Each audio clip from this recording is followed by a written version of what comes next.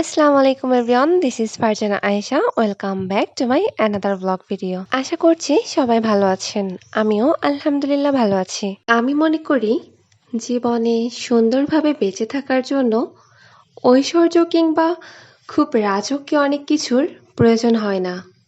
জীবনে ভালোভাবে বেঁচে থাকার জন্য প্রয়োজন সুন্দরভাবে বেঁচে থাকার স্বপ্ন এবং প্রবল ইচ্ছা। প্রয়োজন নিজের সামর্থ্যের উপর সন্তুষ্ট থাকা, অন্য কারো সাথে তুলনা না করে জীবনকে উপভোগ করার সুন্দর এবং স্বচ্ছ মানসিকতা। অল্প খেয়ে অল্প পড়ে কিংবা আহামরি স্বপ্ন না দেখেও জীবন চলে। কম চাওয়া পাওয়া হলেও জীবন আটকে থাকে না, জীবন চলে যায়। বরং সাধারণ সাদামাটা জীবন আরও বেশি আনন্দদায়ক।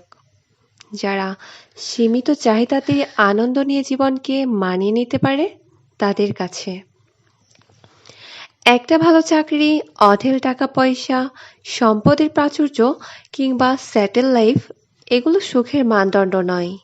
চাইলে পান্তা ভাতও ঢেকুর তুলে তৃপ্তি নিয়ে খাওয়া যায়। কোনো রকম একটা ঘরে প্রিয় মানুষগুলোকে সাথে নিয়ে একটা জীবন কাটিয়ে দেওয়া যায় অনায়াসেই। চাইলে অল্পতেও জীবন আনন্দ নিয়ে বেঁচে থাকা যায়। তাই বলে জীবনে টাকা পয়সা, অর্থ সম্পদ এসবের প্রয়োজন নেই সেটা আমি বলছি না। তবে এসবের পেছনে হন্য হয়ে ছুটতে গিয়ে আমরা যেন জীবনের ছোট ছোট আনন্দগুলো হারিয়ে না ফেলি। একটা সুন্দর ক্যারিয়ারের পেছনে ছুটতে গিয়ে জীবনের সুন্দর মুহূর্তগুলো যেন বিষাদময় না হয়ে ওঠে।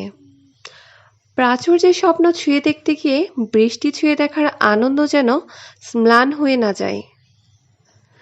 স্বপ্ন পূরণের ব্যর্থতায় বদ্ধ করে যেন ঝুলে না পড়ে কোনো রক্তিম কৃষ্ণচূড়া। প্রত্যাশার চাপে পিষে না মেরে কাঁধে হাত রেখে কেউ একজন বলুক, জীবন অল্পতেই সুন্দর। অবহেলায় ফোটা ঘাস ফুলের মতো জীবন সুন্দর। বেঁচে থাকার জন্য আহামরি কিছুই লাগে না। এক টুকরো মেঘ, খানিকটা শীতল বাতাস, এক পশলা বৃষ্টি, ছোট্ট একটা নদী, ভোরের স্নিগ্ধ শিশির, একটা আকাশ চাইলে শুধু এসবের জন্যেও বেঁচে থাকা যায়। যাই তো। যাই হোক, আমার জ্ঞানের কথা শুনে কেউ কিছু মনে করবেন না আশা করি। যারা এতক্ষণ আমার ভিডিওটি ধৈর্য ধরে দেখেছেন সবাইকেই ধন্যবাদ। নতুন ভিডিওর অপেক্ষায় থাকবেন। ভালো থাকবেন। আল্লাহ হাফেজ।